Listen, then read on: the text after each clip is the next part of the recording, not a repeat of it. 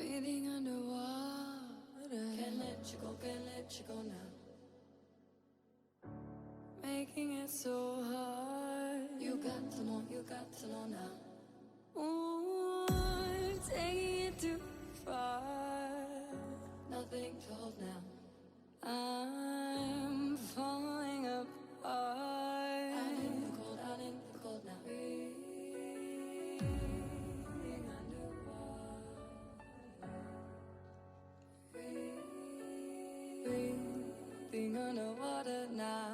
I can't let go.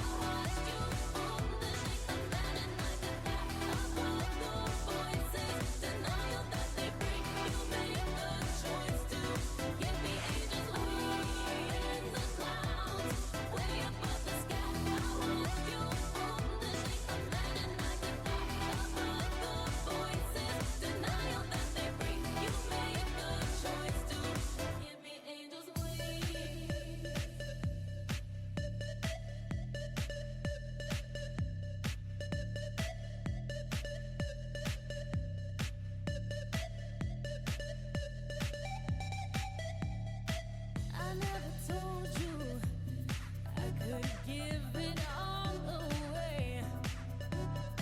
I never begged you or held you down to stay. I lack contentment, you long for joy. Built your resentment, it was a ploy.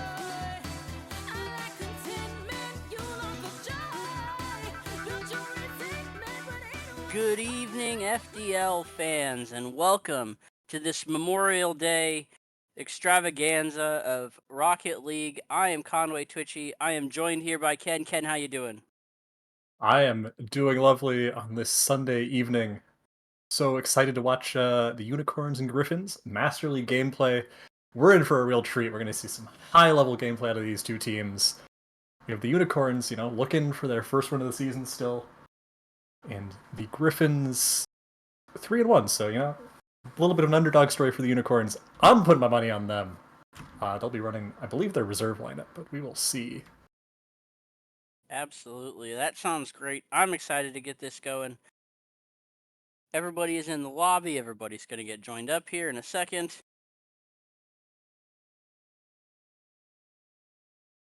Hopefully. Looks like it's going to be Noriko and Noriko and Insanity for the Unicorns. Yeah, that is their reserve lineup. Noriko coming up. Noriko and Milio for the kickoff there. Asa has it up off the wall, gonna push it down towards the Unicorns' end, play it off that back wall. Both Unicorns are back, and really quick pressure there by the Griffins as that ball goes towards the Griffins' net, gets sent back out. Good catch in the air by Insanity. Asa's gonna try to push that around away from the Griffins' net. Insanity bringing that one off the wall. Nora's going to put that one towards the net, try to get a center. Does not work, but Milio's going to bring this one down, try to put it on the Unicorn's net just a little high, and no real pressures here, Ken, but everything's gone back and forth. Yeah, I mean, we had a decent shooting opportunity there. So this one's going to waterfall down, and Milio's just going to put it in. No real pressure. I guess we cursed it there. As immediately some pressure comes out. But a great 50 from Milio, just goes straight up, and Insanity's not ready for it, and I don't think you can expect him to be, really. No, lots of aerials here. Like I said, lots of high-level plays you were talking about earlier. We got Azad Insanity on the kickoff, going to fly towards the Unicorns, and both Unicorns trying to get back in the same corner there. Maybe a little bit of a double commit. Hasn't hurt them yet. Both members of each team there whiffing the ball in the air. Noriko's going to carry this one down the middle of the field, try to get the flick, puts it on net. Milio with a good save. Insanity's going to try to put back on net, and we have a fast break here by the Griffins as they push it down. Milio off the wall, gets it around one Griffin. One of the Unicorns bounces it up, but unfortunately it bounced down center, and the Griffins are going to go up 2-0 on the Unicorns. Just unlucky bounce there for them. Yeah, I mean, you see Insanity's thought process there. I think they wanted to put that ball into their corner. Just not quite the touch they were hoping for, and you see that ball just waterfall down again, and that's 2 straight goals where the ball just drops in front of the net, and the Griffins get an easy goal. It's unfortunate for the Unicorns, but it's something I think you can pretty easily fix if you just clean up a little bit of those defensive touches. This might be a double touch from Asa. That's down, but not quite in, and Noriko will let Insanity take this ball upfield. Yeah, ooh, big demo there by Insanity on Milio. Noriko's going to try to carry this ball. Asa is up. Gets the touch, gets the block. Insanity pushes that one towards the net, but Milio's going to get a good touch on it. It is not on net, going to go into the corner. Milio chases it down. Noriko and Milio battling in the corner. There's Noriko, going to try for the carry, maybe go for the flick on Asa, not able to get it around. Insanity's going to get the touch, try to put it in the corner, but once again, not quite able to get it around the attacking member there. Insanity's got the ball over on the left side of the field for the Unicorns. Going to keep carrying it down. Insanity maybe trying to go for a pass there. Pass does not make it to the teammate. It's right back into the Unicorns' end, and I have to say this is right about where we would say the Griffins are getting some pretty good pressure, as once again, ball goes flipped mid. The Griffins trying to clear it out. Here comes the Unicorns with a shot, and Insanity's going to snipe that one. That was just a beautiful play from the Unicorns, and they finally get on the board there. Yeah, I don't think Milio expected such a quick turn from his Insanity.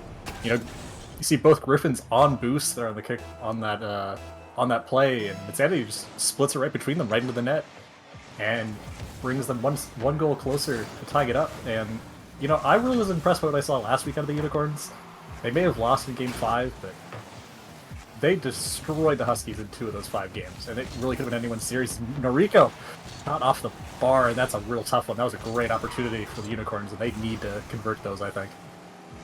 Yeah, never fun when you are on the shooting end of an Athena, but sometimes those things do happen. As Azza's going to try to put that one around, both of the Unicorns in net managed to work out that time. Azza coming back for the follow-up, some good aerial touches, and that is going to drop in. And goodness, what a display of aerial car control there.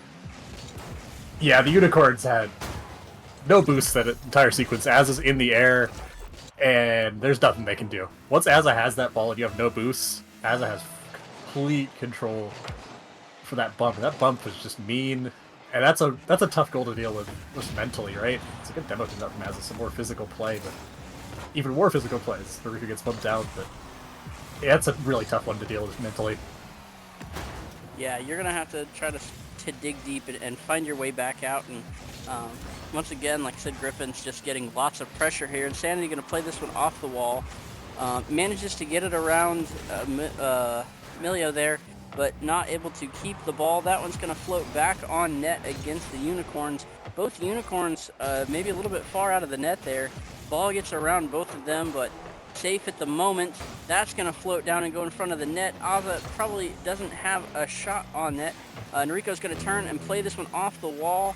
Both of the Griffins there trying to scramble back, and they get back in time. They both really closed off that hole there. It looks like Azza's going to bring this one down, tap it off the back wall. Sharp angle shot, not able to go in. They're going to leave a little bit of space, try to lure those Unicorns out. Insanity turned on the ball, not able to get there. Noriko going to bring this one down, and they're going to cut the lead. They're going to get a second goal here with 36 seconds left. Yeah, Azza maybe just playing a little too close, not expecting that last touch from Milio off the wall. Noriko doesn't have any boost, but you don't need boost when the other team just pushes up like that and you get the ball on your hood, basically. Converts that, gets them with one goal. This might be a kickoff goal, but I think Azza's going to get back in time. So 30 seconds left. I think it's doable for the Unicorns, but if you're the Griffins, you can definitely just play to kill time and get stuff going. But Noriko has a shot off the side of the net. Good opportunity, not quite converted, but probably would have been saved anyways. Yeah, and the Unicorns trying to get back defensively. Maybe getting a little bit of one more chance here. Noriko's going to carry that one down, play it off the wall. It pinches in front of the net.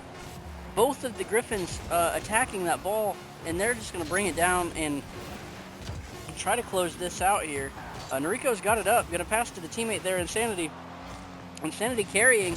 Insanity's gonna flip it up, and it touches right in front of the goal line. That is a heartbreaker for game 1 that Griffins will take. And oh my goodness. What did we just see there? Oh, I really thought that was going in.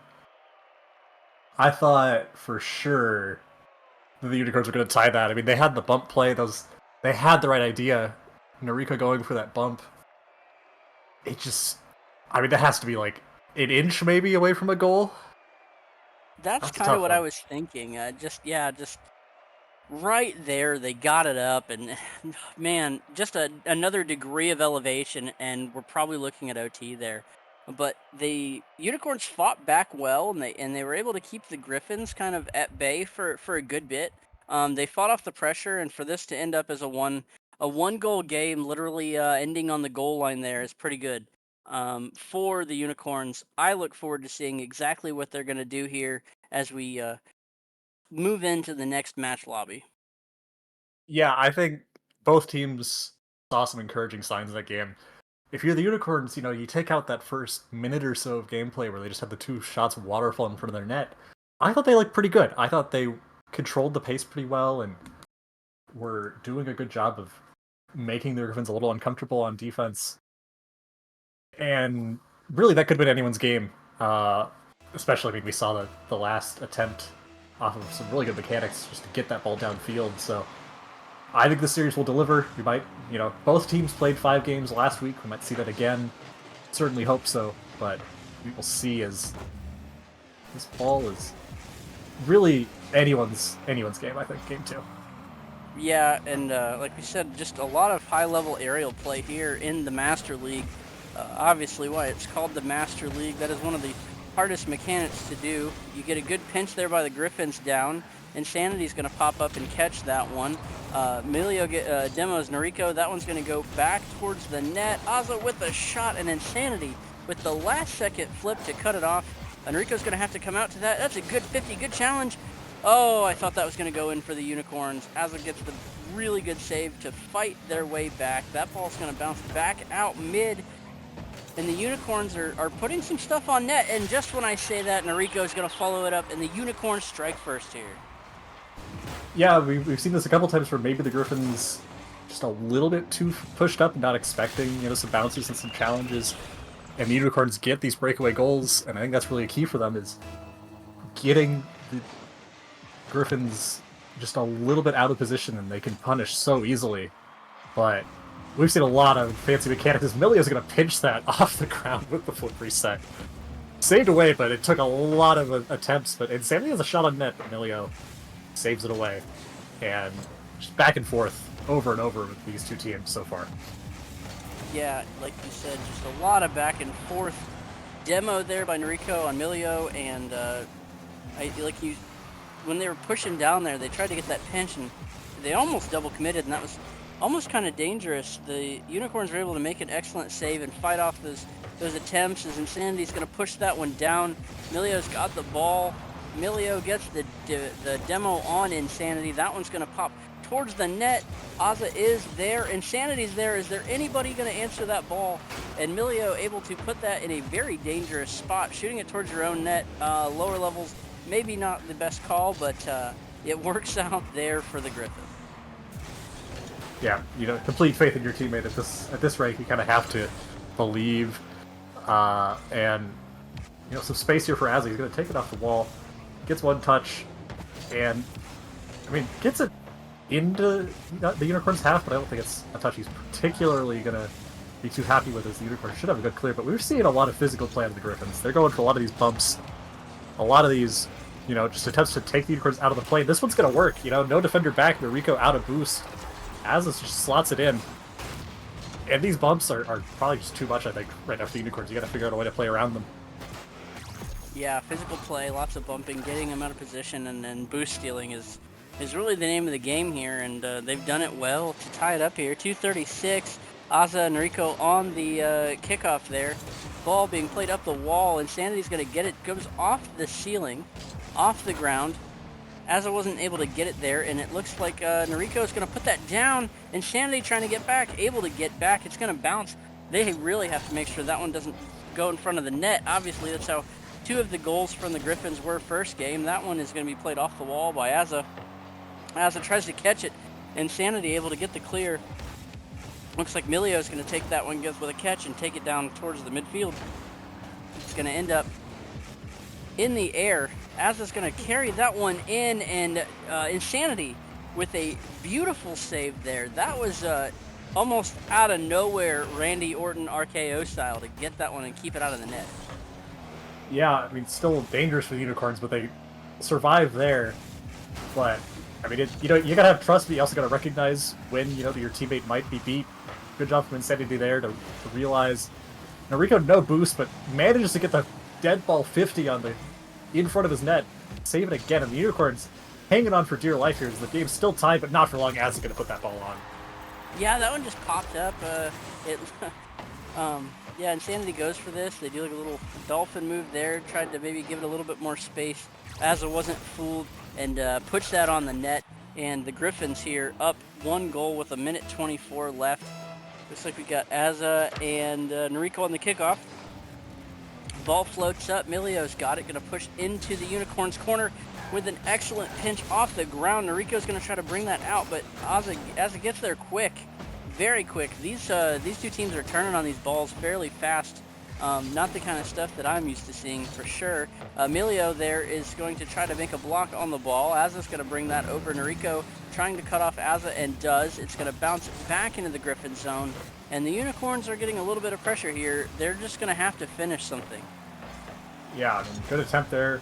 Aza's out of boost again. And I think that's one of the biggest differences we've seen in how these two teams approach offense.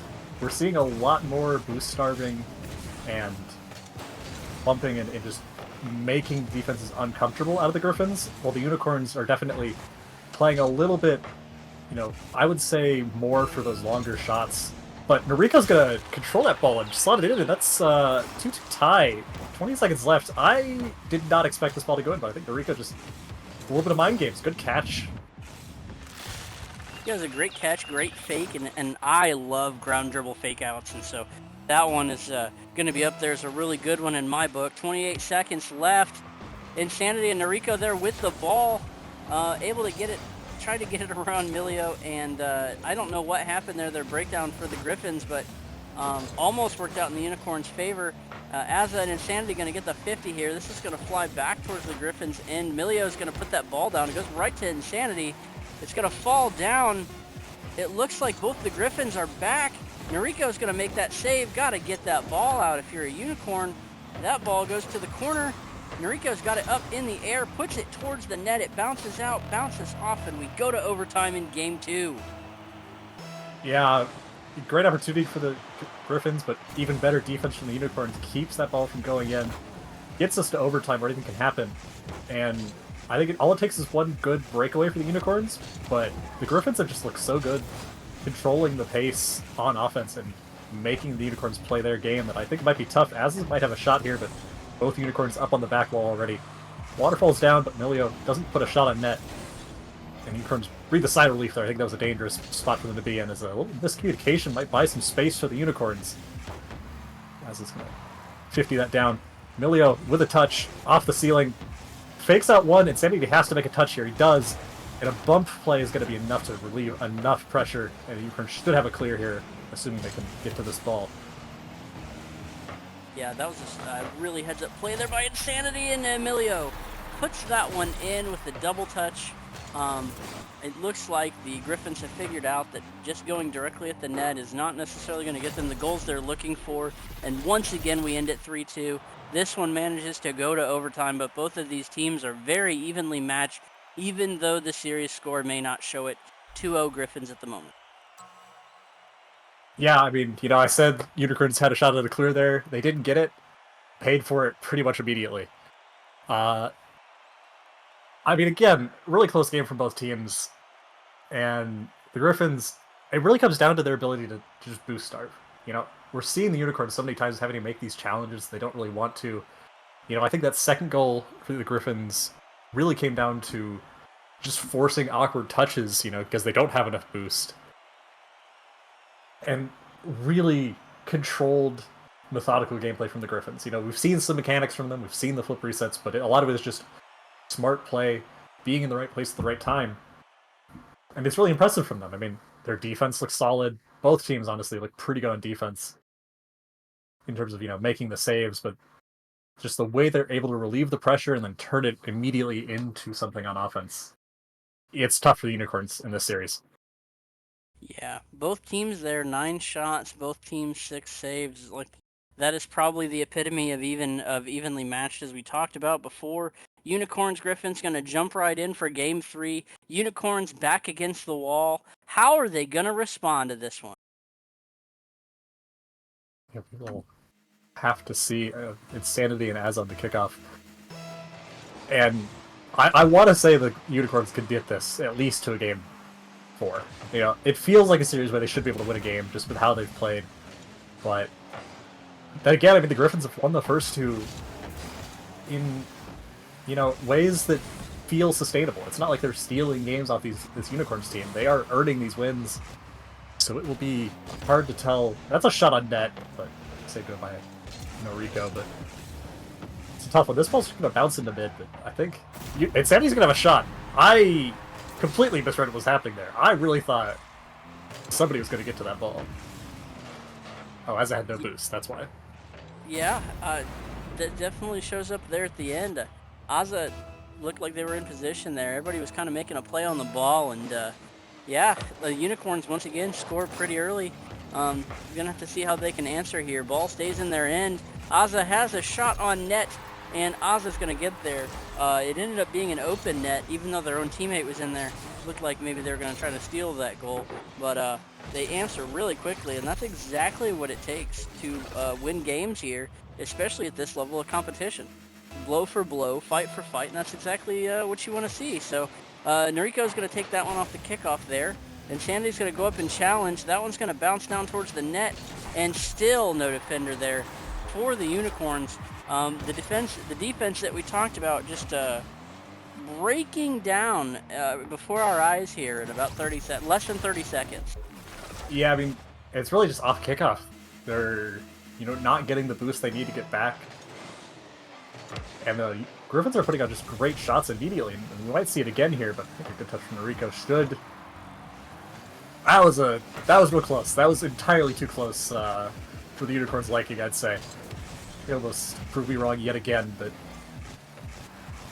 this is a lot of pressure for the Griffins. This is how you want to start off a game 3 if you're going for that sweep. But Insanity does a shot on net, and that's a tie game. Yeah, that was a really good shot. I was going to say something I've noticed so far, at least this game. Unicorns both going for the kickoff, maybe someone cheating up just a little bit too far, and as soon as the Griffins get some space, they're able to flick it behind the defense. That is something I've noticed, and once again, you see it there. It looks like Noriko's going to try to go up and play this one off the wall. Going to bring it down, gets it around one Griffin, trying to get it around a second one. Can they pinch it in? Not able to get there. Going to pass it back for the teammate. Insanity, unfortunately, does not get the touch they're looking for. That ball going to roll back towards the Unicorn zone. Emilio with speed.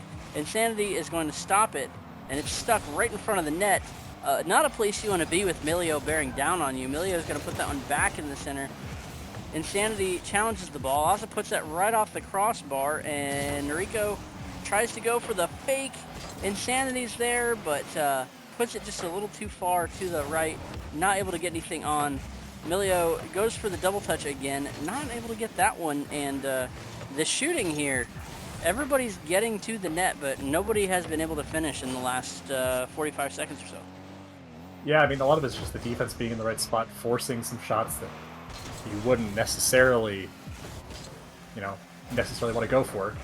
But, I mean, the defense has tightened up definitely for the Unicorns. You haven't seen on the kickoff. But Millie has a flip reset, only the one, though, no boost to work with. Sanity's going to say no and shoot that ball right back downfield. But the pressures, the Unicorns have gotten a little bit of this pressure relieved, and they've gotten a little bit more time in the Griffins' half to work with their own skills that they obviously have a lot of, and to make the Griffins uncomfortable just a touch. But it hasn't really translated to much, and Millie might have a shot here. Insanity, one-on-one, it's a rough spot to be in, and Millie makes him pay immediately.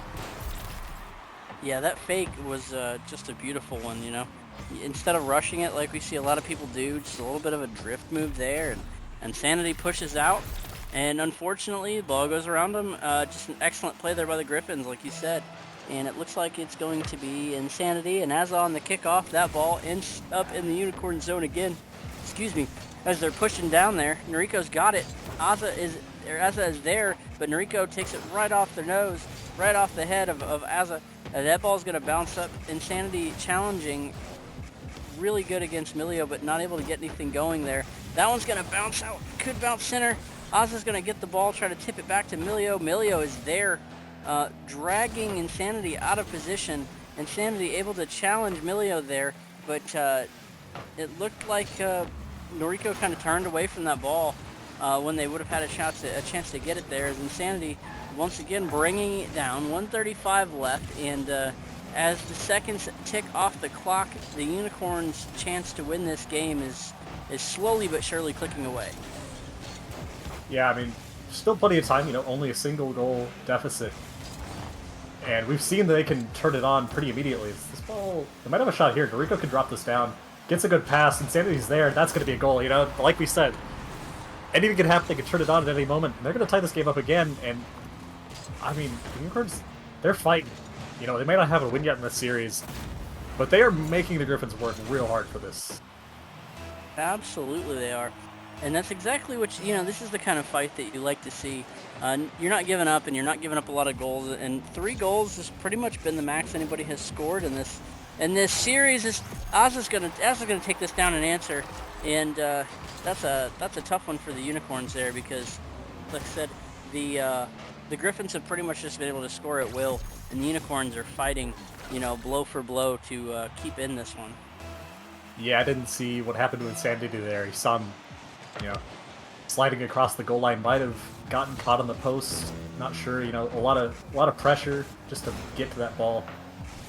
Maybe tried a little too hard. That's a great pass and shot from Insanity to equalize this game again. Yeah, that's right. Where was that earlier? That's certainly the best kind of shot that you could see there. Just coming across there, and maybe they get a couple more of those, and they take this game, and they can take it to the next one pretty quickly if they can keep that kind of thing going.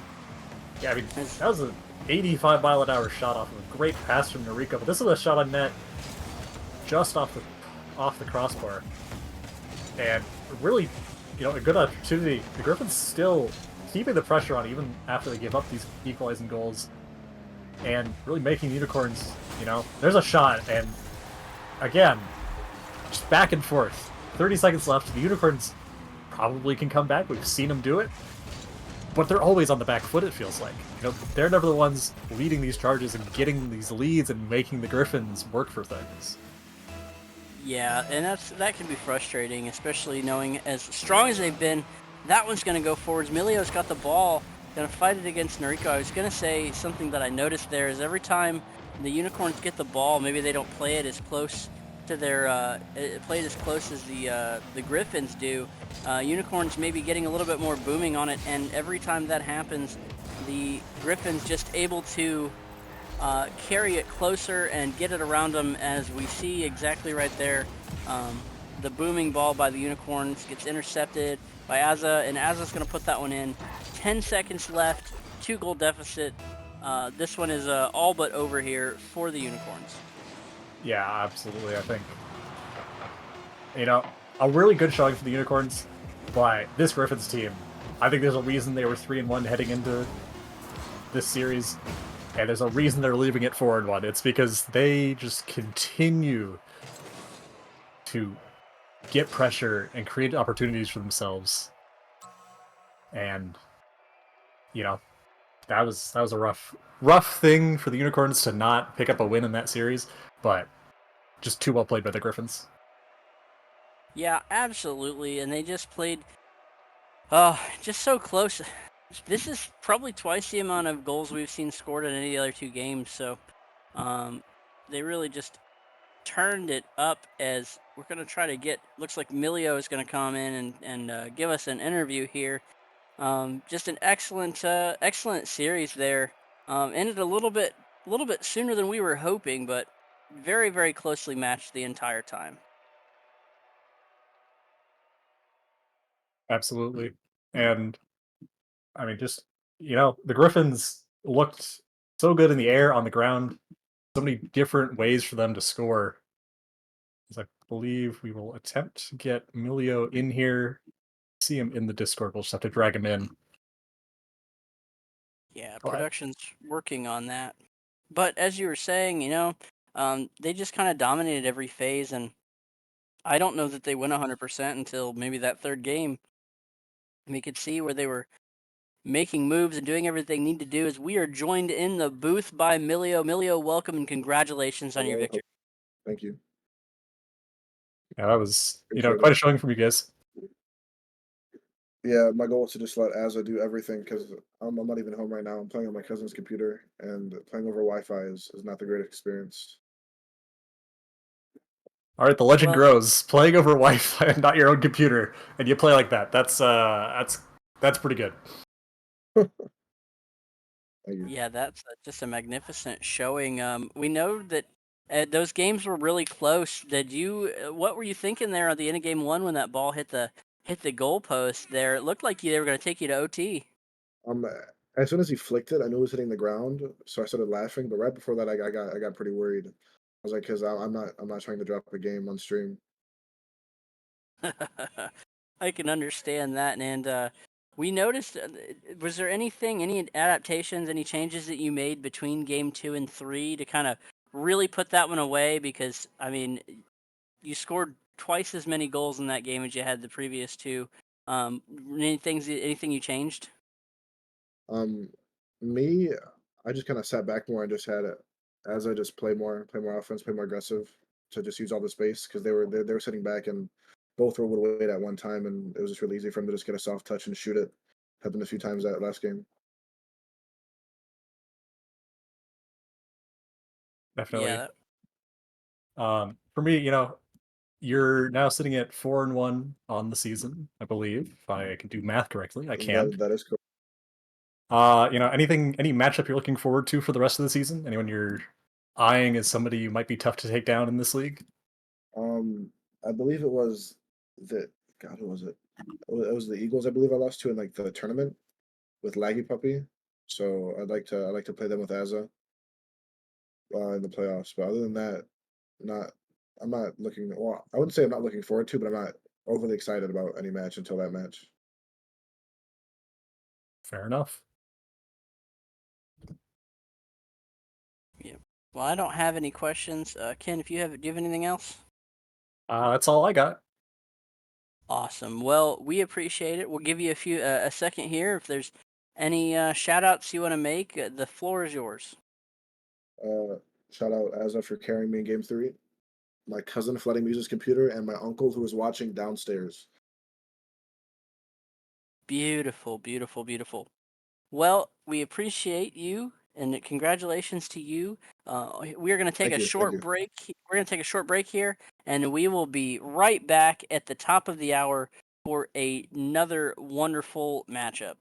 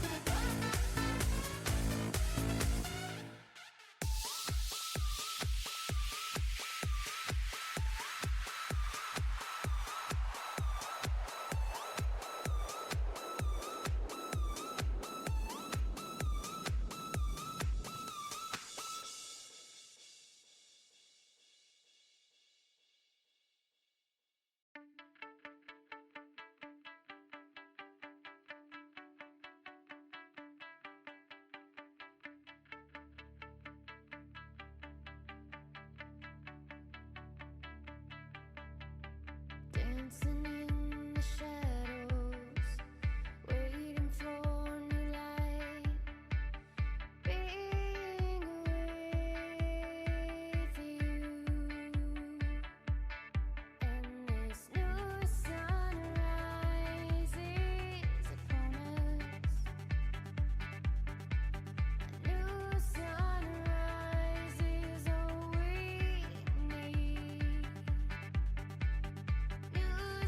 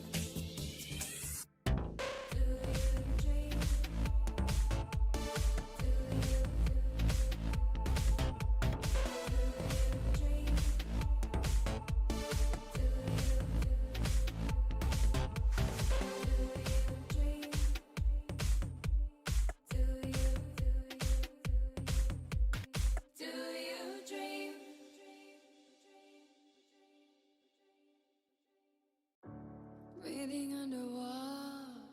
Can't let you go now. Making it so hard. You got to know now. Ooh, taking it too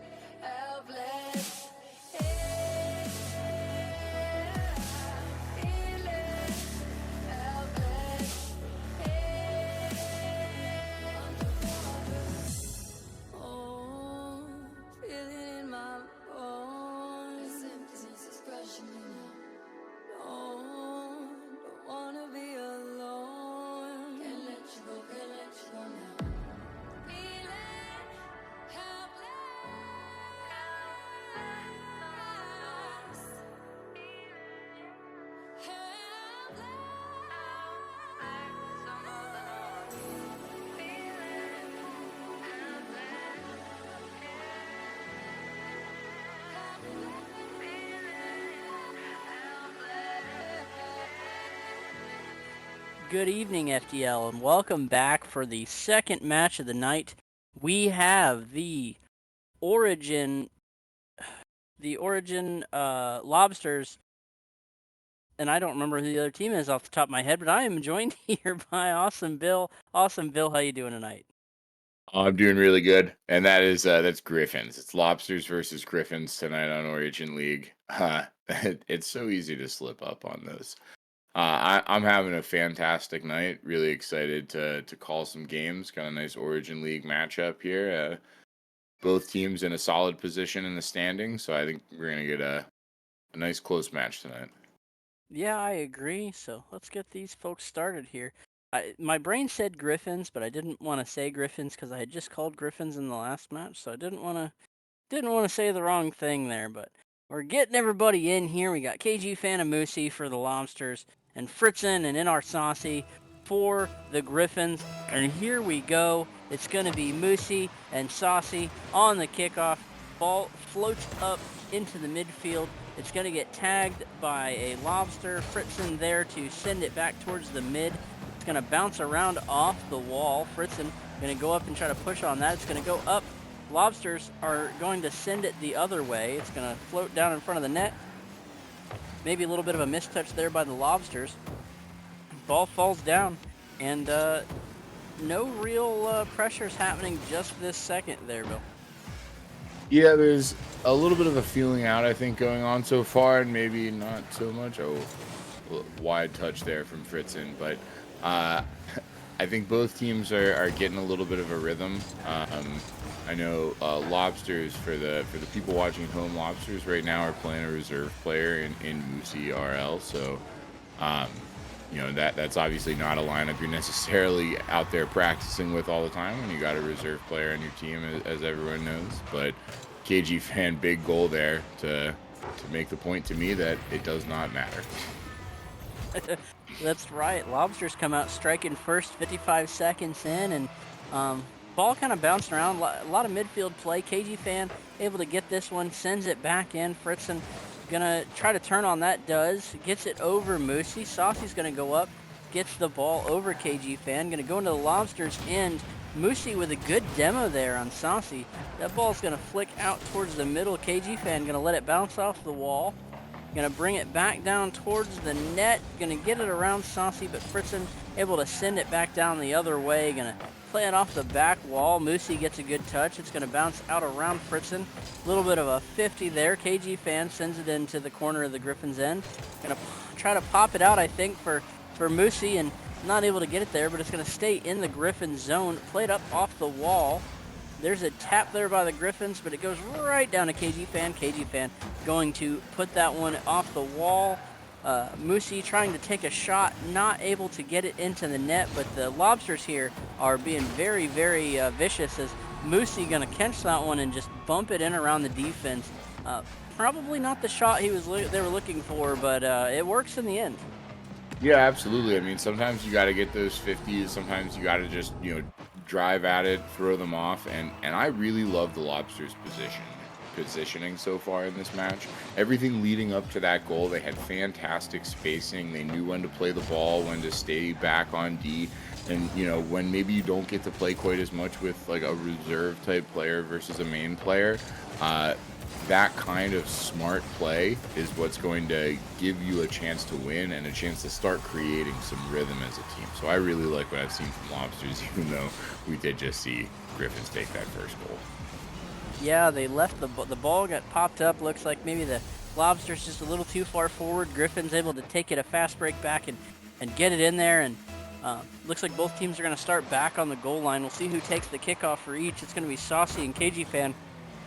Moosey's going to pop that one up towards the Griffins end. That ball over top of Moosey. KG Fan going to turn on it, but both of them double committing there. Ended up in the corner. Look like KG Fan is able to turn back on it and get it away from the net, but a dangerous spot there for the Lobsters. You don't really want to double commit on defense there. Maybe a little bit of communication to help them out, but game is still close, just past halfway. Ball still in the Griffins end. KG Fan's going to turn on this one. Gets it around Saucy, but not able to really get it anywhere else. That ball going to stay pushed in by KG Fan. Got an opportunity to jam it, not able to get it there. Moosey comes in with an absolute banger of a shot and puts the Lobsters up by 2 goals. And when you said banger, you mean a banger on that 50 off of Fritzen's hood. He got 88 miles an hour on that goal. That's a rocket. Doesn't matter. You have 3 defenders in there. You're not saving an 88 mile an hour goal. Yeah, they were taking it back to the future there. I'm going to show you what happens at 88 miles an hour, and they got a good goal there. Saucy with a long shot, carried it up in the air, not able to do too much with it. Lobsters getting caught in the corner, but looked like Moosey able to get it turned around. Ball going to stay bounced, goes mid. Moosey's got it, going to bring it into the corner, bring it up off the wall, not getting the touch they're looking for. But once again, Moosey is there. Tried to pass it to KG Fan, was not able to get it there. Ball floats around the corner. Saucy's going to put this one in front of the net. Tried to get it around one of the Lobsters, it looked like, and they were able to just bop it down, and that's just an unfortunate misplay there for the Griffins for that to bounce back there. Not sure what was going on there, but Lobsters are going to take a goal like that. Yeah, absolutely. When you're the Griffins, you're down. You're going to be playing up a little bit more. Of course, you're going to be putting pressure on. You know the time. Everyone can see the clock. As they get a little floater gift there to keep this a ball game with 1:21 left. Those kind of kickoff goals can be such murder sometimes. Yeah, really luck of the draw. You get there just like a millisecond too late or too soon, and the ball just decides to do what it wants to do there. The ball's going to bounce back there off the kickoff towards the Griffins' end. They're going to clear that out towards the Lobsters. Lobsters, KG Fan trying to clear it out. Fritzen throws their car into the corner, keeps that ball in, but Moosey is going to bring that one down, get it around the defender. It's going to float up above Saucy. Fritzen pinches that one off of the goalpost. That could have been dangerous. Fritzen with the demo on KG Fan. That one's going to float towards the net. Saucy able to get there and make a save. But Saucy and Moosey were just battling there in the corner to try to keep that ball in the end of the net. And Moosey just playing very aggressively for the reserve here. Yeah, absolutely. I mean, I thought early on I had maybe 1 or 2 notes where I thought Moosey was a little reserved, to make a pun, a little overly cautious on offense, keeping all 4 wheels down when there was, an aerial option in front of him. So seeing him open up a little bit and to help keep the pressure on from both players when they're in their zone, I've liked him on D, but I like him trying to get a little bit more active and get involved, especially when you got a really strong lead. I mean, now they get within 1, so another kickoff goal, and we can see a little bit of OT, so this is going to be an exciting 6 seconds. But Lobsters, regardless, got to feel pretty good about how they've been playing. Yeah, the Lobsters had possession of the ball there. I didn't think I saw anything crazy, and, well, there it is. Both the Griffins going to push up for that ball. Saucy's going to try to touch it, doesn't get it, rolls down, and Lobsters are going to take game 1. And I honestly, I don't think it was as close as the scoreboard says. No, I agree. I think there was a couple sloppy moments from the Lobsters that Griffins were right to capitalize on, quick and hard. But the Lobsters played really, really well. I think they both adjusted a little bit. You saw it kind of open up, the game open up, and responsibilities get shared a little bit more as the game went on. And I really want to commend KG Fan on that match. I mean, you can see the stat lines: 2 goals, 2 assists, 2 saves, 5 shots. But just such a calm and understated performance to get a great stat line like that. Every single goal, you got a scoring involvement. You're the only one on your team with saves. 5 shots on 2 goals. That's solid shooting percentage. Just a really, really solid understated performance there from KG Fan. Yeah, 11 shots for the Lobsters, 6 for the Griffins. And like you said, KG Fan, the only one there was saves, but really just really excellent play. And Stassi had 4 saves there for the Griffins. This game could have been way more out of hand than it was without the defensive performance there by Stassi. We'll have to see how they can answer here. Waiting for them to join up here in this next game as Moosey and KG Fan are in. Saucy and Fritzen are in. It's going to be Fritzen versus, looks like it's going to be Fritzen versus Saucy, or KG Fan for this kickoff, sorry. Ball going to pop up mid. Fritzen's going to chase it. There's Saucy. Saucy also going for it. Not able to get the touch on it. I'm going to push back mid. We're going to keep pushing it up the field here. Fritzen trying to clear it out of their zone. KG Fan is going to have it on the goal line, and just a very excellent goalpost save there by Fritzen. Yeah, absolutely. I mean, sometimes you got to kiss the post a little bit when, you know, the flick goes awry and you get that little blessing like the Griffins just got there. So tough to sometimes curve around the ball just the right way, but it was a nice try from KG Fan to get the first one early in game 2. Yeah, absolutely. Really making a good attempt, and you're making them make saves, and those goalpost pinches really can go either way as Fritzen fires that one towards the net, not able to get it into the net, and KG Fan's just going to pinch that one off of one of the Griffins, and it's going to go in for a 1-0 lead here a minute in, and that's just an unfortunate bounce off of Saucy, I think.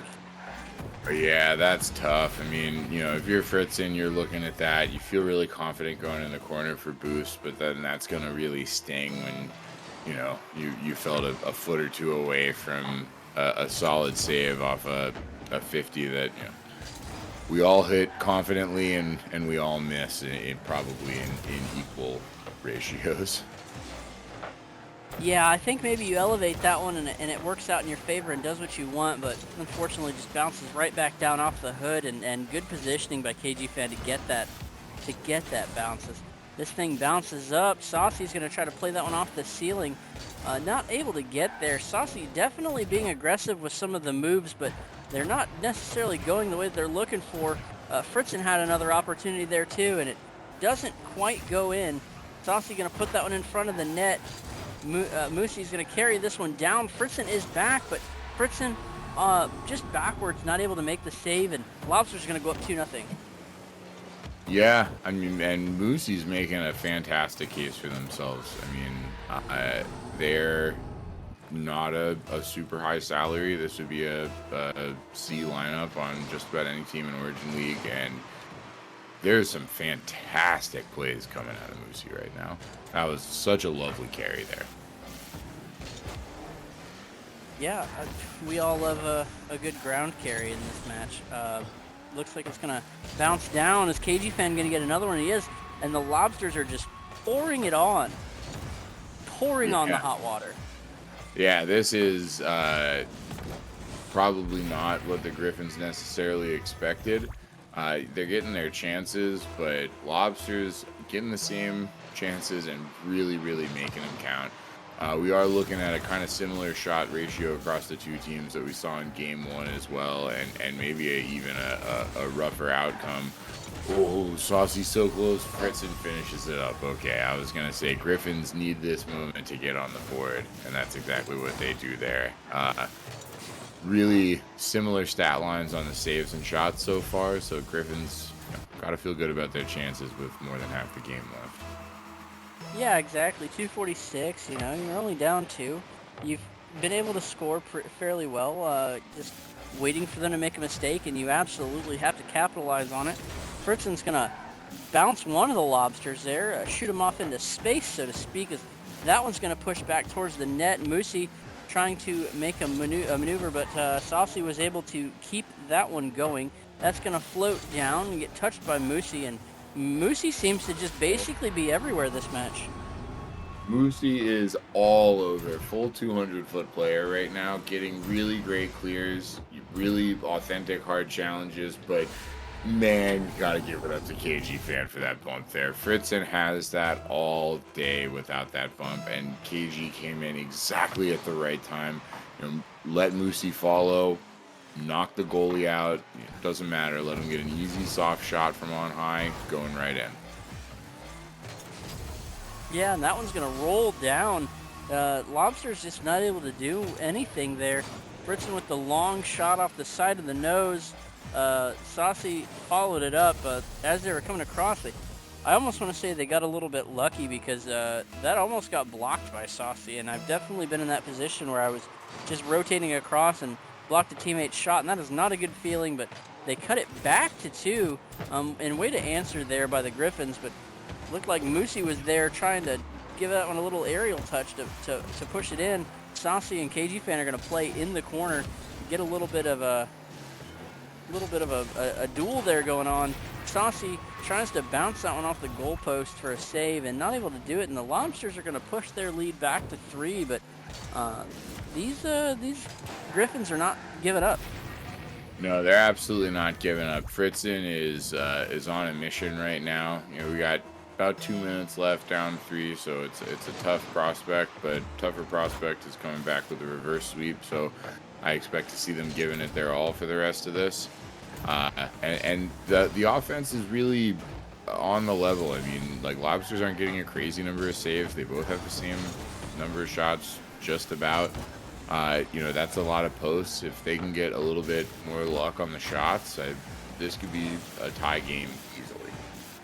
Yeah, absolutely. Like you said, they've been very, very, very close. So I firmly expect them to find that shot and make everything happen. As KG Fan puts that one on net, Fritzen gonna follow this one down.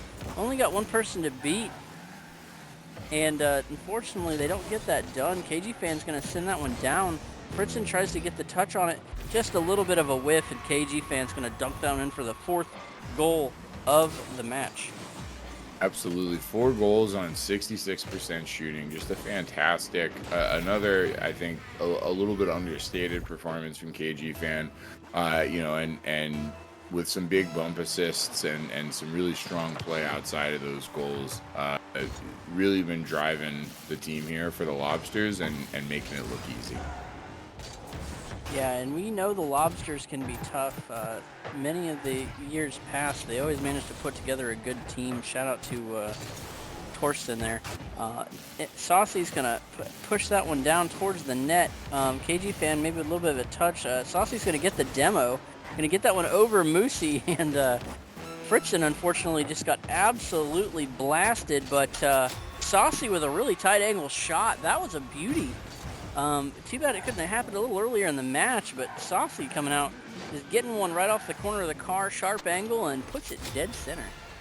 Yeah, those can be your bread and butter in Origin. You know, if you're strong and smart off the corners, some of these slightly lower tiers, you know, of which I am a member as well, so this is a criticism out of nowhere. You know, if you're fast in those corners, you can really eat on that, and that's exactly what we just saw.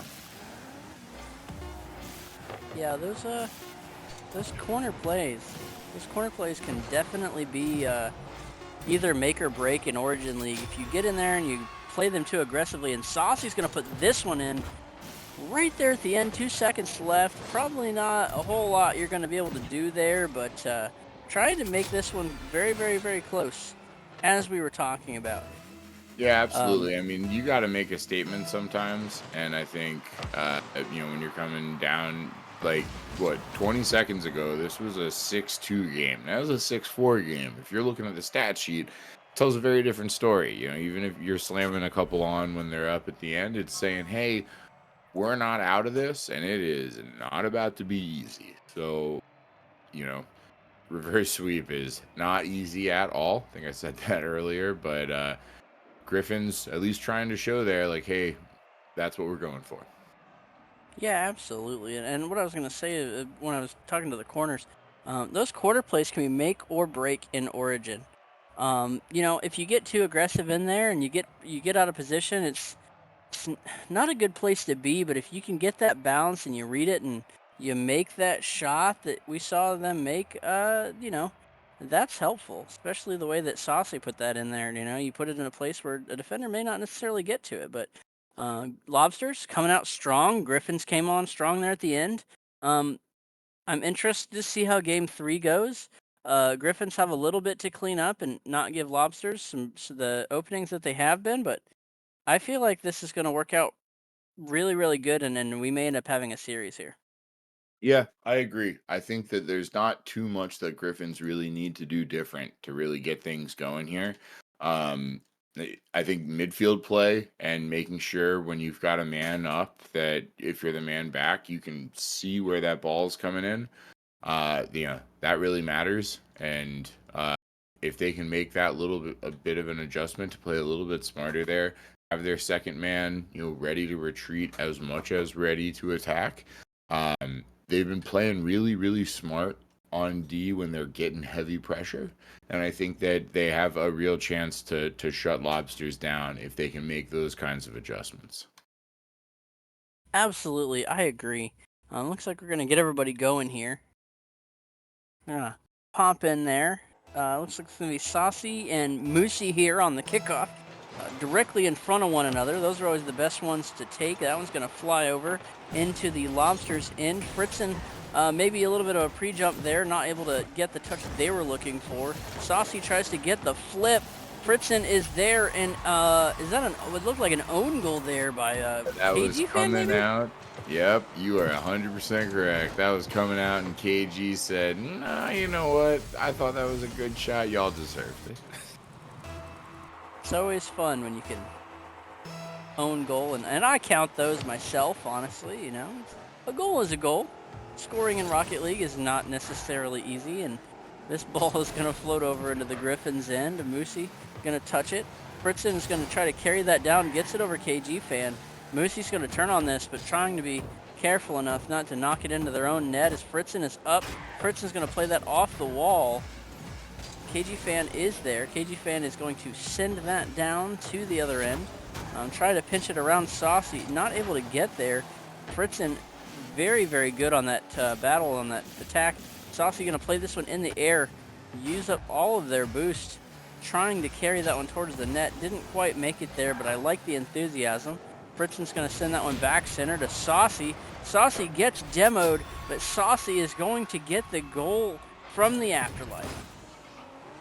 This has so far been, I think, exactly the game that the Griffins wanted to be playing this whole time, but they're really cleaning it up. They're getting those really smart midfield plays, but when they're clearing the ball, but they're doing everything else smarter to give them more opportunities to get that. We're seeing those rewards really early in this game 3, which, as everyone knows, is do or die right now. Yeah, when your back's against the wall, you tend to play a little bit harder, and we are definitely seeing that. And it does kind of help that KG fan really touched the ball last before it went in on both on both of those goals. Shout out to KG fan, our fellow caster there, playing their heart out in this match. And Moosey's going to put one in right over the defenders and cut that lead in half. Yeah, and speaking of KG fan, I want to call out here. He has had so many scoring involvements.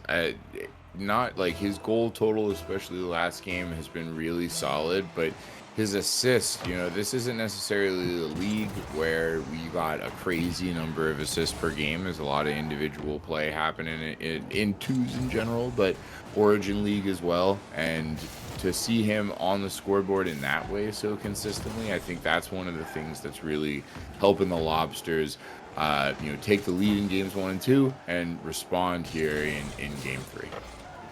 Yeah, absolutely. And this ball's going to float down Saucy.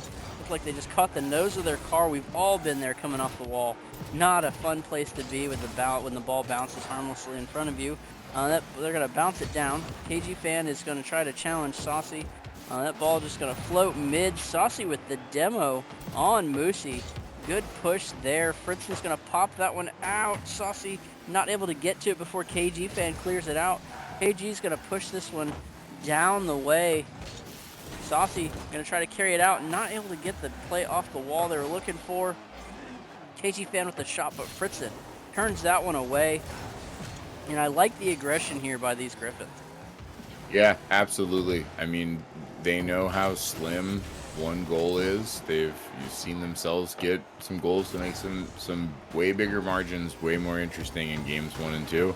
So they don't want to give Lobsters that chance. They really want to make a series out of this. And Fritzen especially is, playing like a man on a mission. It's really, really fun to watch. Oh, as I say that, Moosey comes in. throws up the tying goal with an easy carry over a little bit of a misplay on the wall from Fritzen. Those can be so frustrating. Yeah, that can be definitely. They've been playing their hearts out, and the scoreboard evens it up to basically make it a brand new game here with 1:57 left. Ball gonna roll down in front of Moosey. Saucy gets bumped right into the ball. Fritzen gonna send a long one off the side of the wall.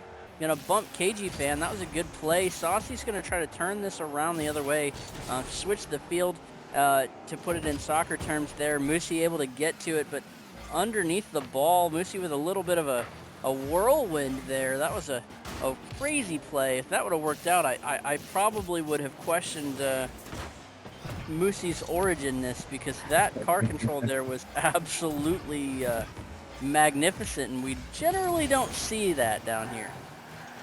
Yeah, absolutely. There's been some really solid play from both sides. Moosey, though, is really making a case for not being a reserve. What a fantastic series for someone who, is not a starter, has no playing expectations necessarily, as we all know with our reserves players, very frequently not, in the warm-up for matches either. So this is a really, really fantastic showing, and is gelling so well with KG Fan. They're playing together fantastically. I don't know if they've played together in the past, but if they do win and they happen to grace us with an interview, that'll be something that I'll definitely ask, because I really like the rhythm from this team. They're playing in sync. Yeah, and even if they just warmed up for quite a bit, or they practiced ahead of time, that was really, really awesome. There, like you said, just the gelling has been absolutely magnificent. That ball's going to float across. Saucy not able to punch that one in. Fritzen trying to play a little bit of defense there. Moosey had the ball. Moosey loses the ball. It's going to roll into the corner. Saucy's going to touch it and almost puts it in a bad place, and then bumps Fritzen. I expect KG Fan to turn on this, but not before Saucy plays it down and in. Saucy with the demo. Fritzen off the poke.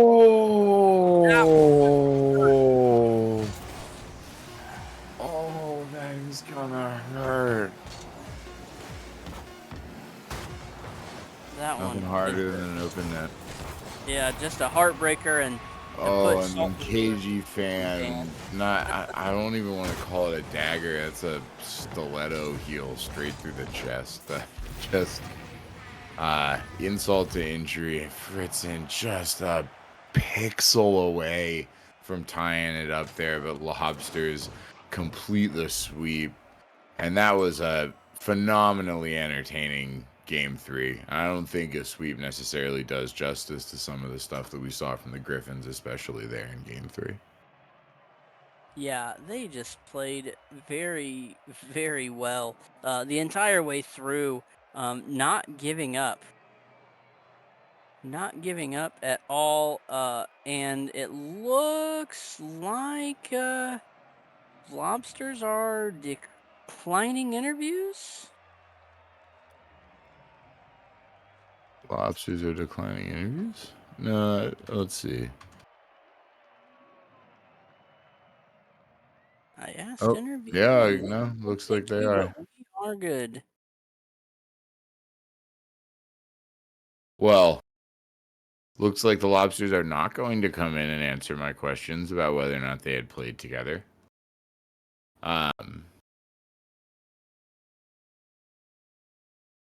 But I was fantastically entertained by that series. I think Lobsters really, I expected them to be on their heels from the jump, because we knew from the casting team that there's some questions about the lineup there, whereas Griffins knew exactly who they were going to bring in. That kind of lineup confidence can sometimes go a long way, but Lobsters really rolled with the punches and made that work. Yeah, and we've had two very, very close series here, unfortunately ending in sweeps on stream tonight, but Griffins definitely showed some sparks and showed some life, and they did not give up quite easily there. But the Lobsters and Moosey and KG, just like you said, playing those team games back and forth and doing everything they needed to magnificently.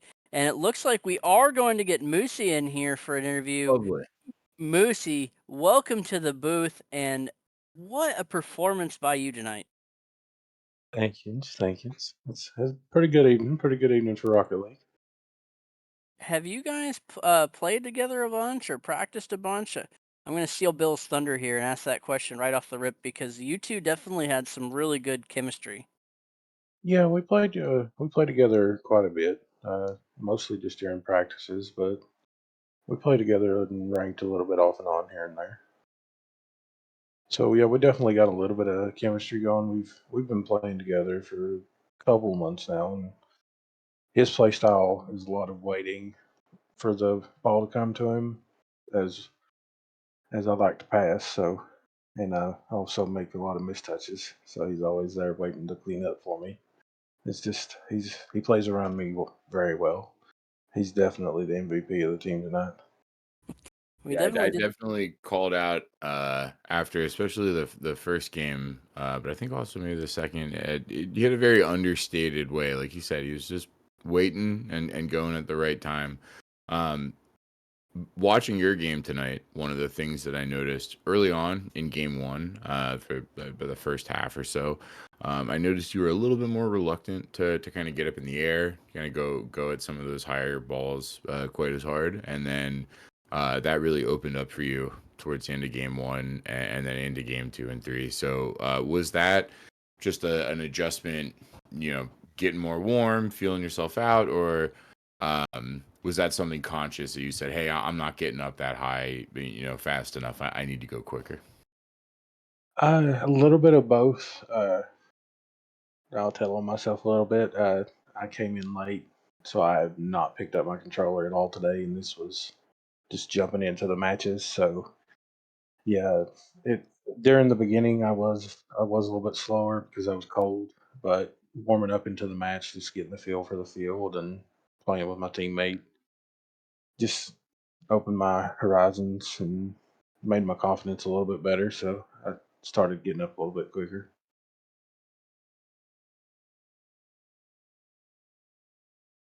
That was magnificent play. You guys, I know you said earlier that, KG fan cleans up your mistouches, but I really didn't see too many from you, and you guys played a phenomenal game. Were you surprised by the Griffins at any point? I know they kind of kept firing back. I mean, did you guys get worried that they were going to start gaining some steam? I, although it wasn't said in comms, I personally did. After one shot that Saucy had on me, I started to get a little bit wary of him. So I pressured him a little bit more, let him have less time on the ball where he wasn't pressured or wasn't taking a 50. But yeah, that was about the only time I got scared. But yeah, definitely pulled it out, kept the pressure up. One of the things I also noticed about, I mean, it was a team play thing, but I noticed about you in particular, a real positive, especially early on in the series, to give you all the foothold that you obviously took and ran across the finish line with, was your spacing. You have a really good sense of space, between you and your teammate, especially in the offensive zone. I really like the way you kept it wide. Is that something that you focus on when you're playing? Is that a big part of your game to create that kind of spacing so you have room to move on offense? Yeah, I myself am a plat, so I've just started working on offensive rotation heavily. So it's definitely something that's in the forefront of my mind a lot. Is keep space. Don't crowd my teammate. Don't be on them and try to take the ball away from them. Basic plat mistakes. And yeah, it's something that is in the forefront of my mind almost all the time during my gameplay now. Well, I mean, it shows. You're talking about basic plat mistakes. I didn't really see them from you tonight, so the work's definitely paying off. Well, thank you. Well, I don't have any more questions. Bill, do you have any more questions? No, I think that just about covers it for me. Fantastic performance tonight, Moosey. Well, thank you, gents. Well, we have a few minutes here, Moosey. You can give a shout out to whomever you feel you need to. The floor is yours. I definitely want to give a big shout out to Too Cool, my team captain, and Lober B 2020, BK 2020, our general manager. Definitely give a shout out to my teammates PSM and KG as well. Definitely KG being my second man, being my MVP tonight, and that's about all I got, gents. So thank you. Thank you so much. We appreciate your time, and we appreciate everyone coming and watching with us. We've got one more matchup here tonight, and it is going to be expert Gators and Owls. Come back in 15 minutes to join us for that matchup, and we will see you all then. Thank you.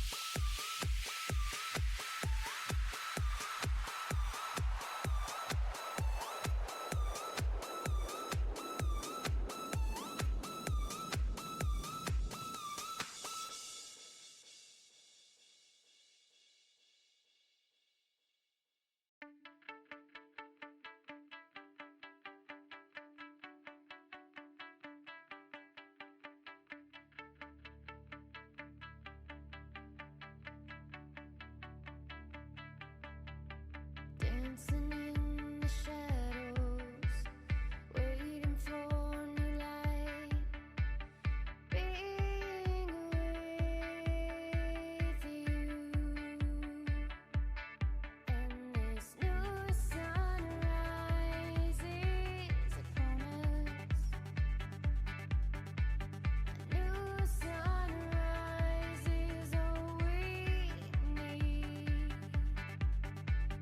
New sun rises upon us. A new sun rises, all we need.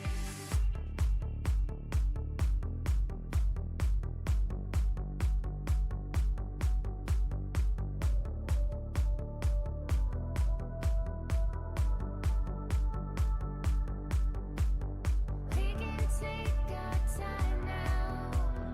We can take it slow. So many hours to go.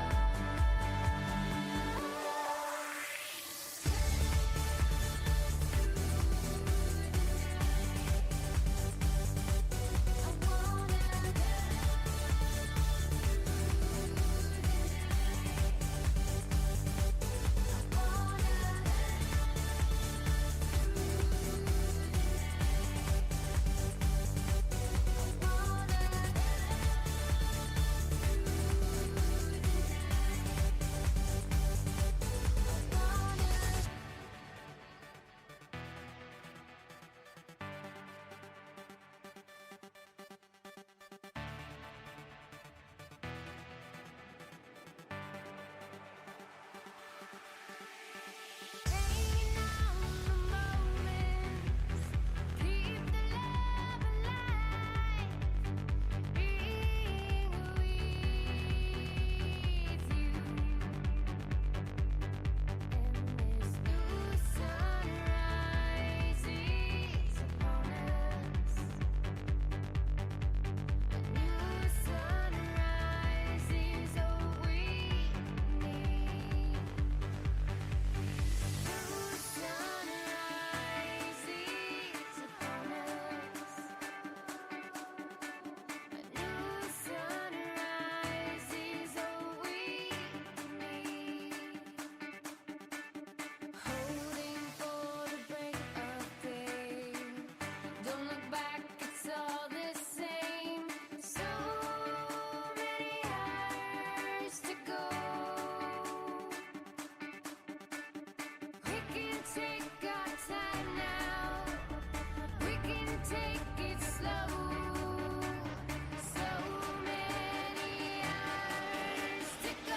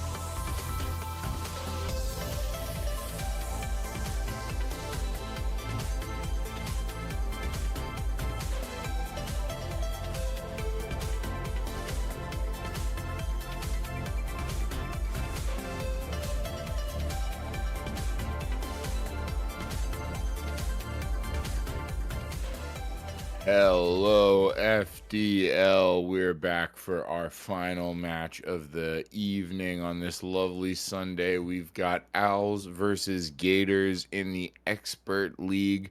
I am joined by my good friend Debbie. How you doing tonight, Debbie?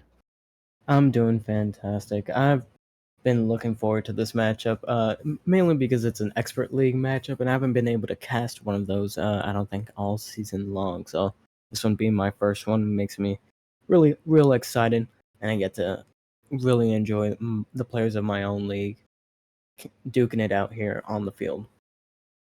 Nice. And we have a little bit of advanced knowledge about the lineups that are going to be running here, but who do you give the edge tonight? We've got Owls, who are at, I believe, a kind of flat record 2-2, and we've got Gators, who are a little bit down on the 1-3. Who do you give the edge? So I think I'm going to give the edge to the Gators right here on this one. That 1-3, but they're sending out an A lineup right here. They're trying to bounce back, and with that A lineup, they're definitely trying to take advantage of the Owls, who have brought out a B lineup. And speaking of which, we're going to be having game number 1 underway. Gators in possession. FaZe going to be passing it off to Musical Mamba. Now Arkham trying to take advantage with some slow play. Oh, the breakaway counterattack potentially for the Gators if FaZe can get back to it, and he does. Opening goal going to the Gators. That's a fantastic start for the Gators. That's exactly what they're looking for. Like we said, they're a little bit down in the standings, so you got to make a big impression. They brought in the A team, and they got themselves an A goal earlier. Absolutely. And they, with bringing that A lineup out, they have that salary advantage. So it's going to be, at least on paper, for the Owls, an uphill battle from the start. So we're mainly going to have to be looking to see if the Owls B lineup is able to step up to the challenge and find an equalizing goal. Yeah, absolutely. As Isla is putting on the pressure here to try and find that equalizer for the Owls. Ooh, getting to the other corner too. Always good when you got the one man up that can get there on both sides. Arkham with a little bit of a clear, but giving it up to Deadly. Nice 50. Isla gonna collect here and come off the wall. Try to put that on net. Nice strong aerial shot, bar down, and a big goal from Isla to tie it up for the Owls. Yeah, I slay right here. Fantastic little follow-up touch just off the crossbar, down and in, like you mentioned. What a shot to equalize. I'm a big Scotch drinker, and there is an island off of the coast of Scotland called Islay, and that is why I was presenting it that way. But of course, it would be Islay. I've got eyes, and I can read. Going for another ball in the corner there is Islay. Arkham coming in, got a little bit of a double from the Gators. Arkham takes advantage, goes for a flip, does get the touch in there. Oh, but Deadly Mamba comes in with a save and a carry that Islay breaks up, but almost an own goal. Definitely a dangerous situation that Arkham can come in here and break up a little bit. But we've seen it going both ways for these teams here. Both teams have had to play offense. Both teams have had to play defense. You think we're seeing a little bit of a feeling out period from both teams, or do you give the upper hand to one group over the other right now? Right now, like you mentioned, both teams have had some good looks. Both teams have had a goal. They seem pretty equal for now. Definitely trying to feel each other out. We're seeing kind of the A players from both rosters trying to make plays on the opposing teams. A little bit of solo plays, trying to set something up themselves and rise to the occasion. Yeah, Zyle carries it from the corner there. FaZe with a good challenge to 50 it off into their far corner. Deadly and Arkham with a nice 50. Isla up for the challenge. Not quite enough boost. Deadly with a big whiff there. FaZe playing it off the wall, trying to get the shot on. Almost gets it on. Oh, I thought Islay had a stop, but it just was not to be. FaZe comes in with an absolutely fantastic rebound and slides it across. post and in on the far side. Gators take the lead here. What do you want to see from Owls as a response? As a response, I would like to see some early challenges. It seems like both teams have been given the opportunities to have time in possession and try to get a play off. I think if the Owls are able to eliminate that opportunity from the Gators, especially with this being their A lineup, they can definitely try lower the danger and threat level of FaZe Phantom.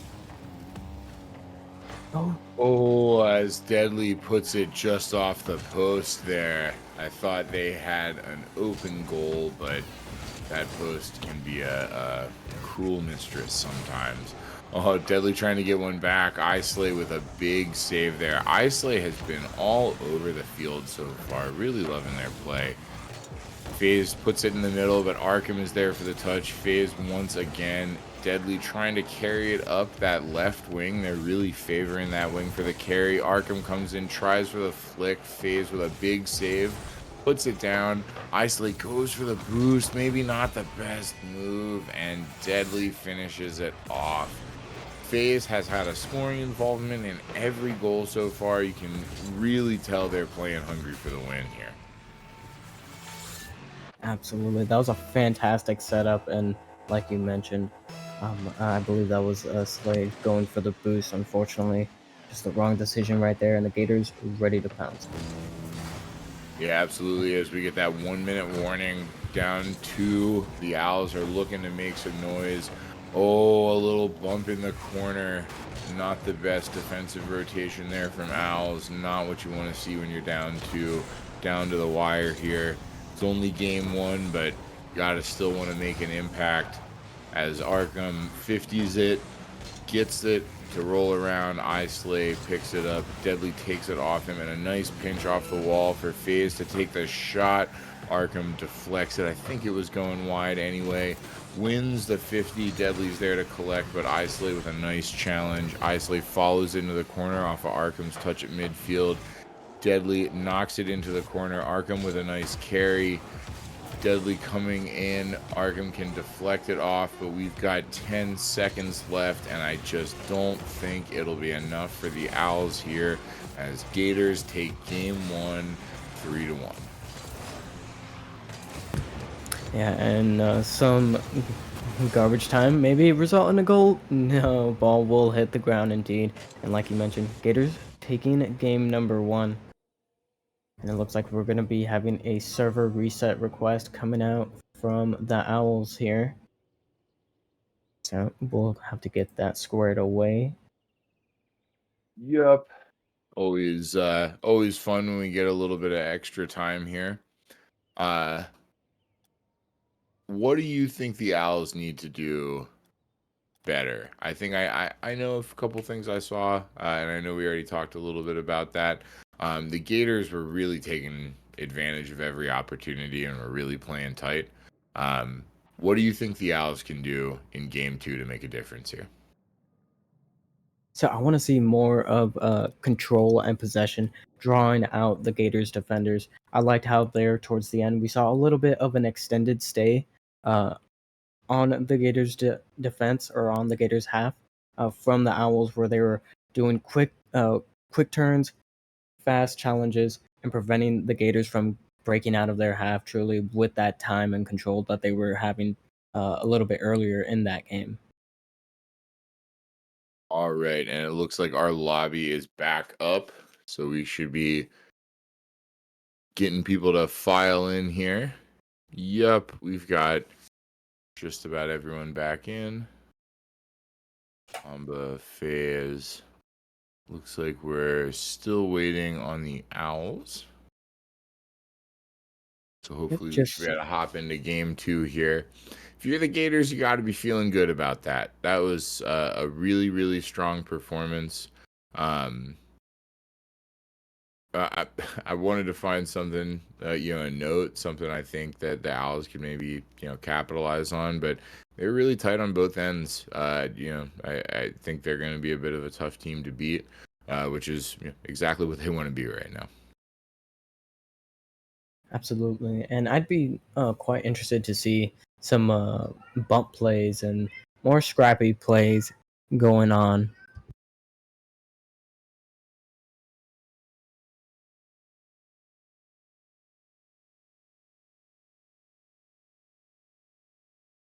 I have to figure out where all of our participants are. Gotta make sure our lobby is right.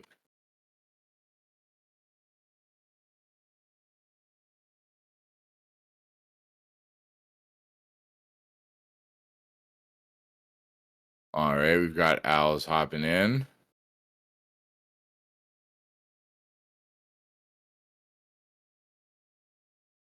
Okay.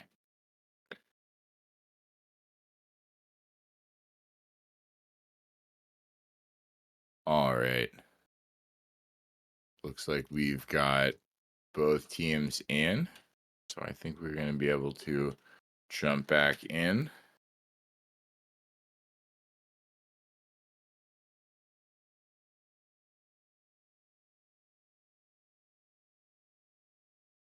And we've got both teams hopping right back in here for game 2 after a little bit of a server reset delay. We've got Arkham and FaZe taking the first face off here. Gonna knock into the left corner for the Owls. Islay with the challenge. Hi Slay, I gotta stop naming him Scotch. He's not whiskey, he's a man. Arkham comes in with a nice demo and a 50, doesn't quite go his way. Islay knocks it into the far corner. Arkham taking it there, trying to pop it up. Nope. Oh, going for a little bit of a fake and a little bit of a carry. FaZe reads that like it's a first grader's essay. Easy as pie. Arkham carrying it off to the corner. Deadly with a nice 50 there to put it towards the goal, but Islay is there to clean it up. FaZe pushing it on, tries to get a little bit of a flick there in front of the goal, does not connect, unfortunately. Arkham and Deadly 50. Islay puts it on. Oh, FaZe with a touch, but not quite enough, and Islay puts the Owls up 1-0, 55 seconds. Yeah, and this is that quick and fast aggression that I was talking about. Good on Arkham to force that 50. Nice little setup and quick turn for Islay to get that shot and put that pressure onto FaZe. Arkham with a carry there off the face-off. FaZe with a nice challenge. Flicking it up high. Oh, a little bit of a double there from the Owls. Islay nice to recover to stay on. Deadly puts it on, but a little bit high. Arkham challenges in the corner. Deadly is on there by the time we get to midfield and gets a 50 for Islay to recover. Oh, big pinch out from the Gators and throws it down for the Owls. Arkham there to carry in front of the net. Try to take it off the wall, get something going. Oh, an unfortunate whiff on the back of some really nice pressure, forechecking pressure from Deadly there.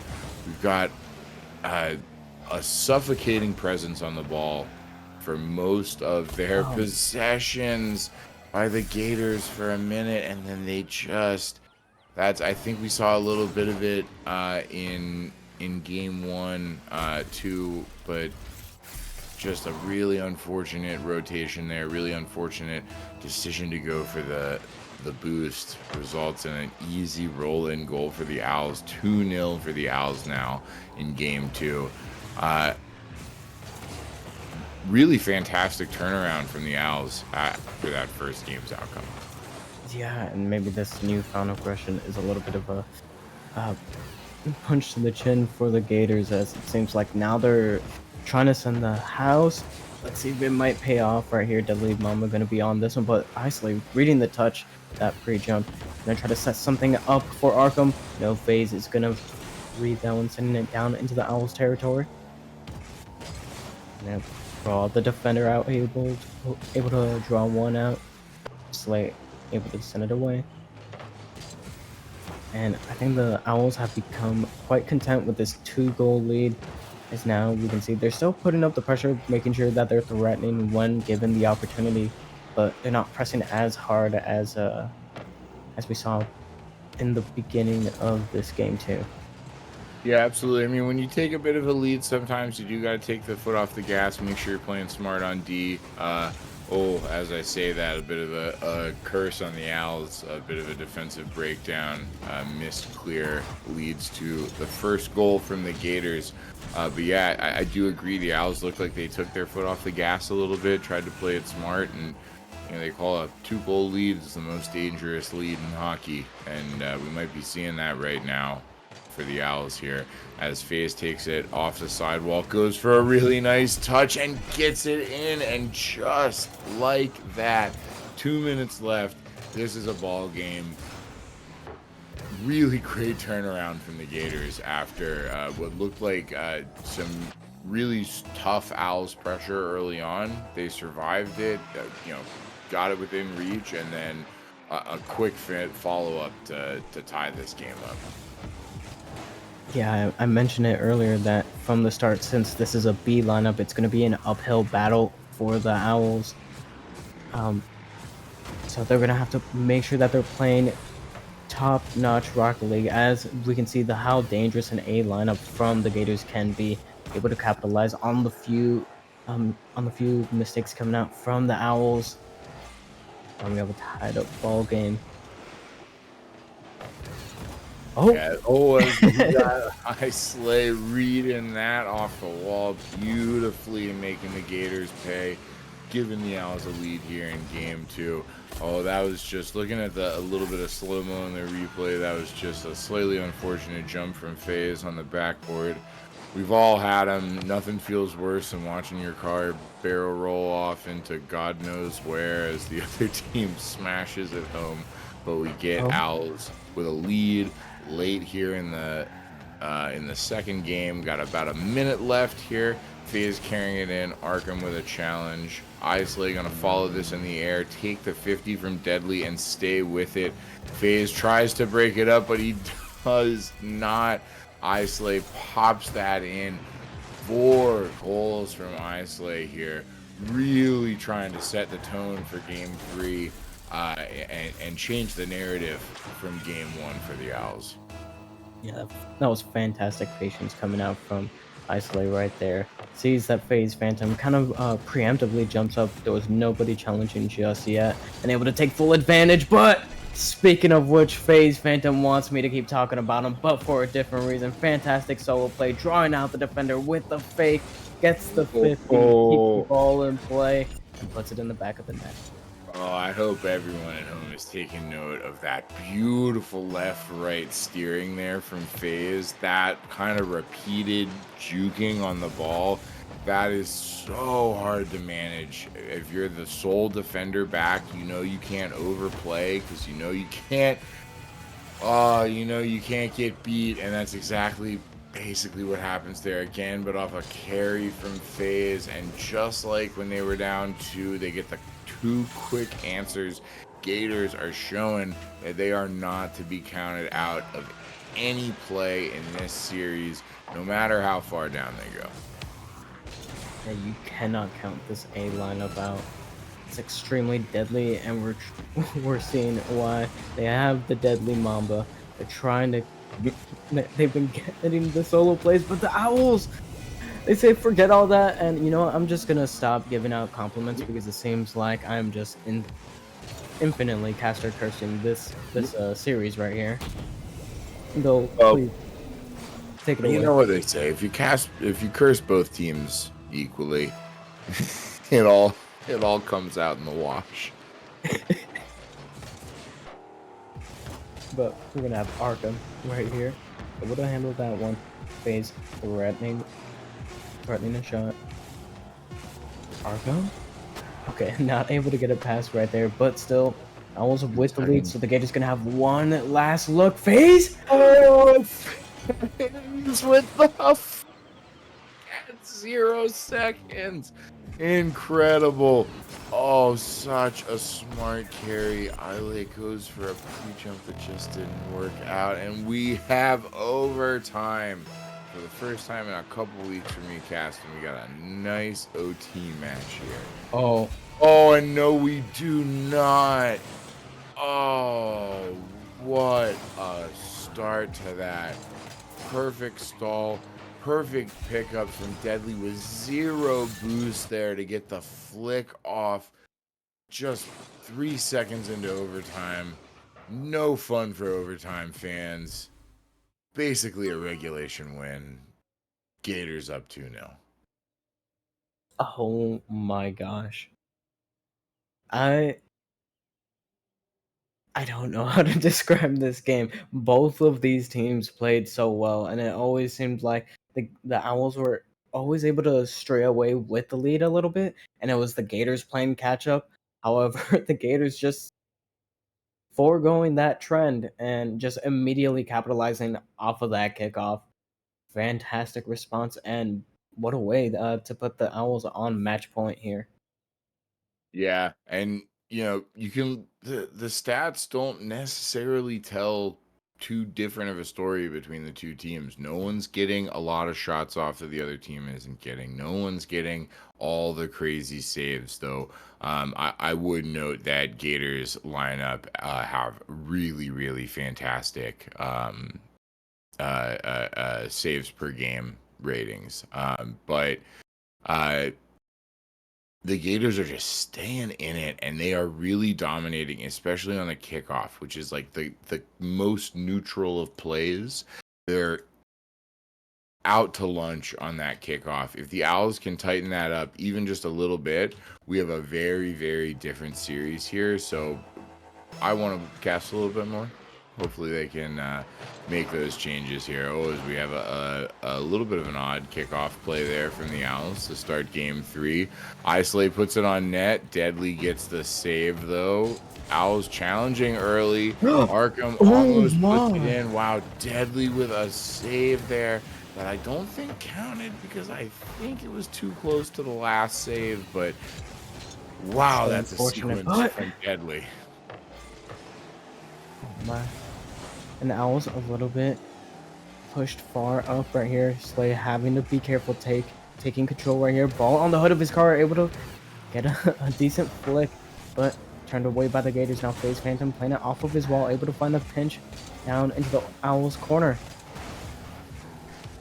All players bunching up there in the corner before Deadly able to gain some control and possession. Some nice 50s to set up his teammate FaZe. And FaZe just misses the mark right there. I was going to be able to turn this one the other way. No, neither team is really taking the advantage, though. FaZe has a really nice shot there. Isley stays down, stays patient to make that save. FaZe challenges on the wall. Arkham, we're seeing a lot in the right corner of the Owls end here. Owls looking to clear. Isley gets the drive up, but doesn't do much with it. Arkham taking it nice and slow, challenging for the 50 against FaZe that they win, but Deadly is there to clean it up, putting it on Deadly. Deadly takes the carry in front of the net. That could have been dangerous, but a good recovery there from Deadly to keep hold of that possession. Arkham tries to defuse, but Deadly is right on it. Isley with a nice challenge for the save there. FaZe puts it on a little bit high. Deadly with a challenge, though. Isley staying on them as Arkham goes back into second position. Isley was low on boost and then gets killed by Deadly. FaZe wins that 50 there, goes for a high pop. Deadly in with the shot, but Isley reads it phenomenally, way high up there. That is not easy to do. Keeps this even at 0. FaZe puts it on net. Isley almost has the save, but doesn't. It comes off the hood right into the net. That's gotta hurt. I mean, I don't think that was going in without that touch. Yeah, that looks wide in the replay. Unfortunate. Yeah, and that hurts. That stings a little bit, but nothing that these Owls can't come back from. I was about to say that both these teams were playing so fantastic. It was what you could almost say was a perfect Rocket League for expert league level of Rocket League. Both teams just only waiting on a mistake, and we saw it coming out from the Owls there first, and the Gators able to fully capitalize on it. Now, up to the Owls to respond. Yeah, as Isley goes for the 50 with Deadly at midfield. Gets a little bit of a win, but Deadly's still in the play to defuse it. Islay challenging it mid again. FaZe trying to carry over. We're watching a lot of plays kind of happen and then happen again. A lot of little rewind plays here from both teams as, you know, the 50s aren't quite falling, I think, for either group the way we want them to. We're all familiar with that, no doubt. As Deadly carries it into his own corner, Islay with a quick challenge that pops over FaZe.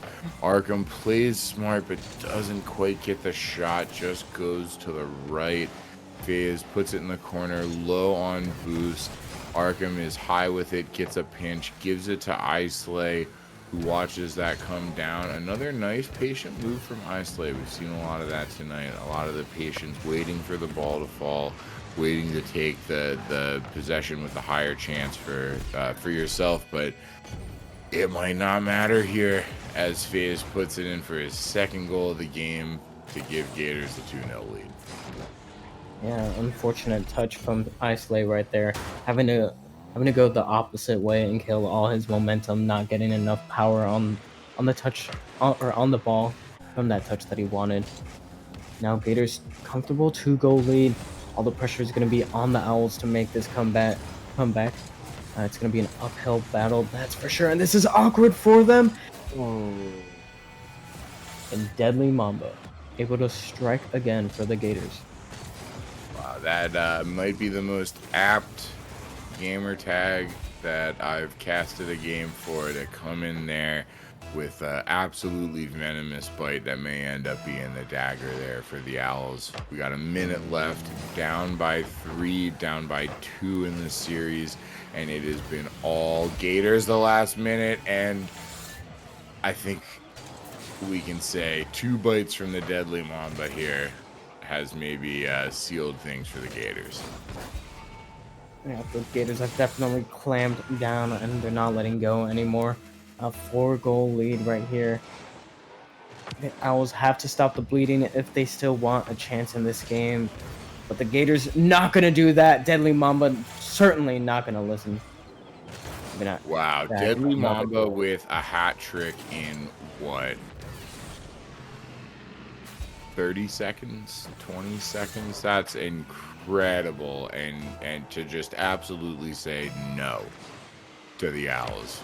Shut the door on them. This is going to make both teams even in the standings, which is definitely big for Gators. You know, they were coming in here with a 1-3 record. That's not what you want to see at week 5 when you're a team that clearly has so much skill on the line and could be a real contender.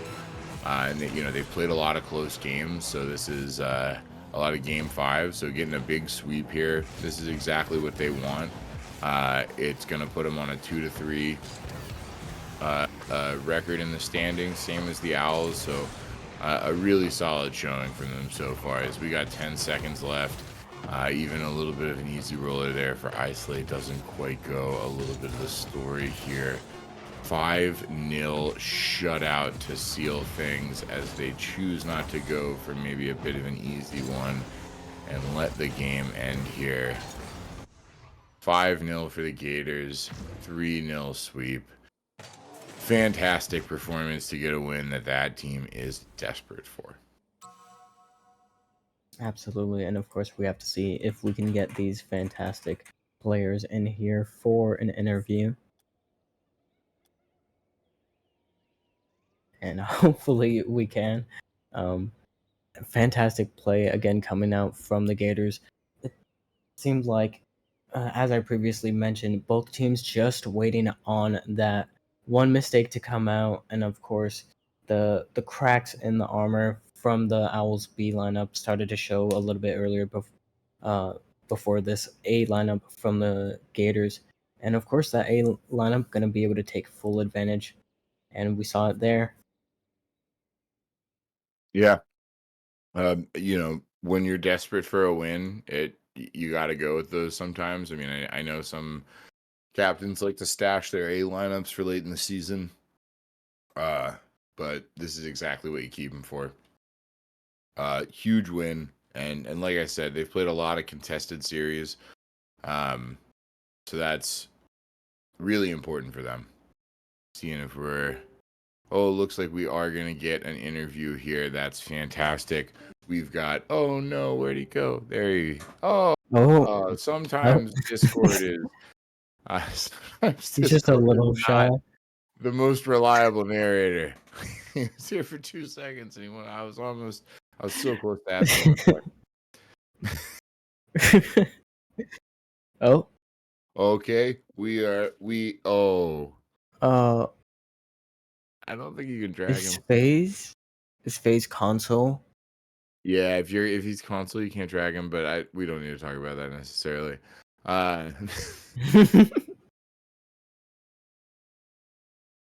Go the other direction instead. So we are finally in a lobby with our victors tonight here in the 10 o'clock slot.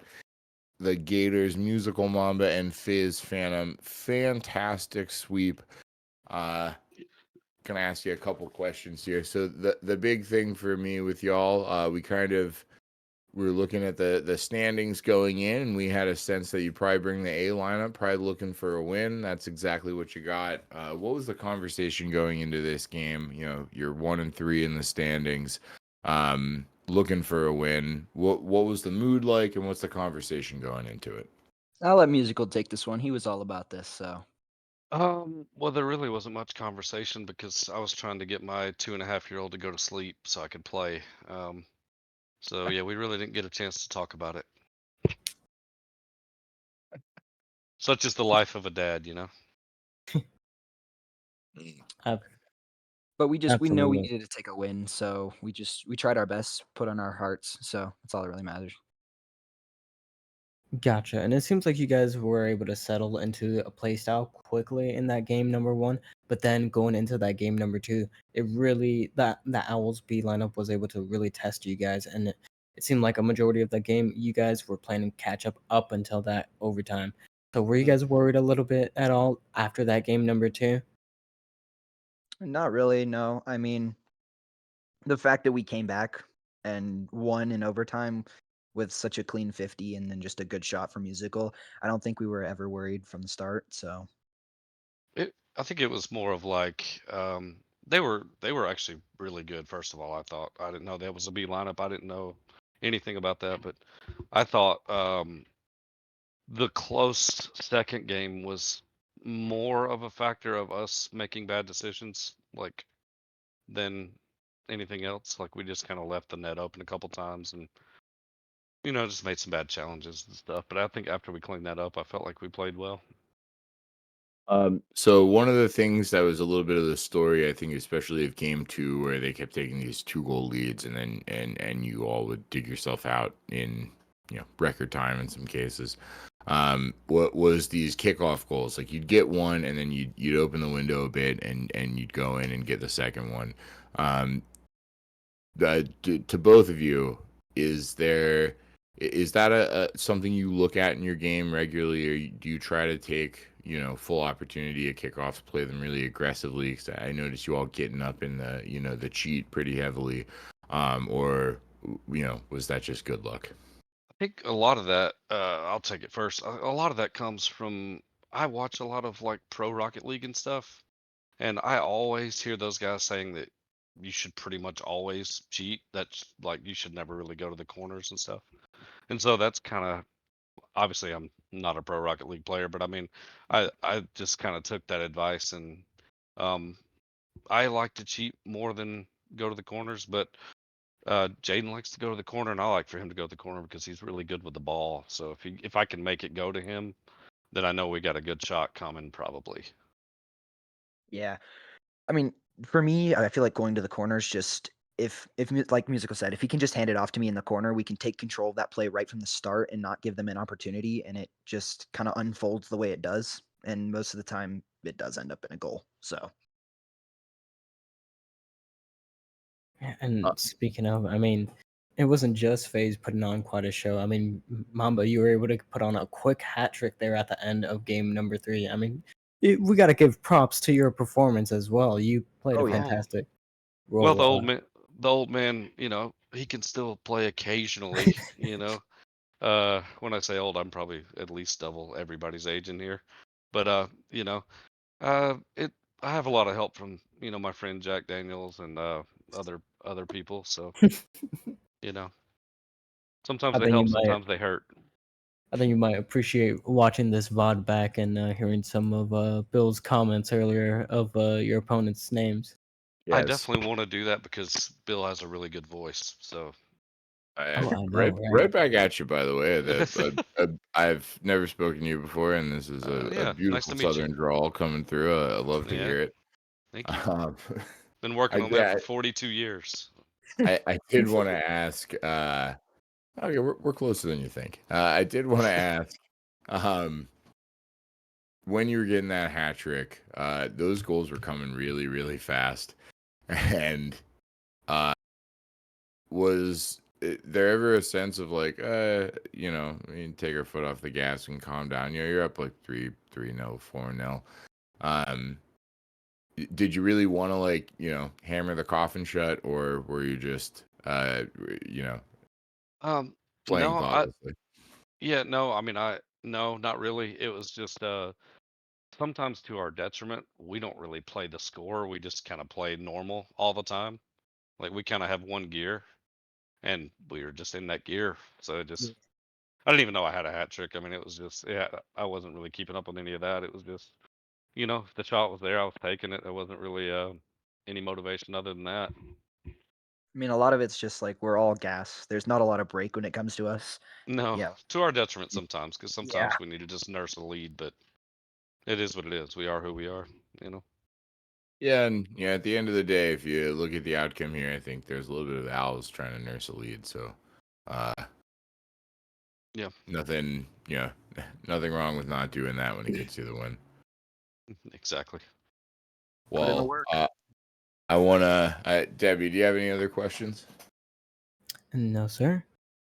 All right. Well, I want to thank you both so much for joining us for a little bit of a post game here, and congratulations on a huge sweep win to wrap up our Sunday night FDL casting. I want to thank everyone who's tuned in, enjoyed the stream so far tonight, and throughout the Memorial Day weekend. I hope you all have a lovely Monday off tomorrow as well.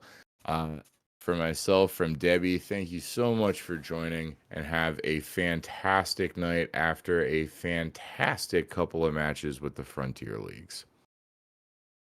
Thanks for having us. Yeah, appreciate you. Good night.